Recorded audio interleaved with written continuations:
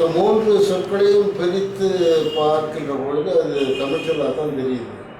நீங்கள் ஆசிரியத்துக்கு ஏதாவது விளக்கம் கொடுத்துருக்கீங்களா உங்களுடைய நூல்களில்? ஏற்கனவே பழைய இலக்கண வரம்புக்கு உட்பட்டு சில விதிகளெல்லாம் அந்த ஆசிரியர்களுக்கு சொன்னாங்க. இப்போ ஐயா பாண்டியன் அதுக்கு மாறுபட்டு அதுக்கு சரியான பார்வையில் விளக்கம் சொல்லியிருக்காரு. ஆசீவகம் என்பதற்கு பழைய பொருள் என்னன்னா,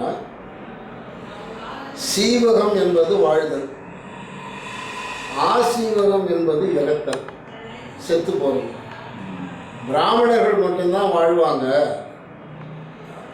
ஆசீவகர்கள் என்ற சூத்திரர்கள் செத்து போவாங்க என்ற அளவில் அது ஒரு இகழ்ச்சியான ஒரு சொல்லாக அந்த மரபுக்கு ஆரியர்கள் வைத்த பெயர் அப்படின்னு ஒரு விளக்கம் சொன்னாங்க.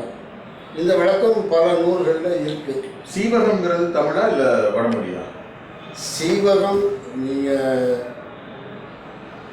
சமஸ்கிருதத்தில் உள்ள எல்லா சொற்களுமே தமிழ் சொல் தான். நீங்கள் நிறைய நேரத்தில் சொல்லியிருக்கீங்க. ஆமாம். அதனால் சீவகம் என்பதற்கு அதனுடைய வேரையும் மூலத்தையும் நீங்கள் எடுத்து பார்க்கும்பொழுது அது செவ்வுதல், செம்மை, செப்புதல், இப்படி இந்த வேர்களெல்லாம் வரும்போது அது வாழ்தல் என்ற ஒரு பொருளில் வரும். இப்போ ஜெயம் என்ற ஒரு சொல்லை நீங்கள் எடுத்தீங்கன்னா செய் என்ற சொல்லிலிருந்து தான் செய், செய், செயம் இப்படி வருது. அவன் ஜெயம் என்று சொல்கிறாங்க. அதனால் அந்த ஜீவகம் என்பதெல்லாம் தமிழ் மூலத்தில் உள்ள தமிழ் வேரில் உள்ள சொல்லு தான்.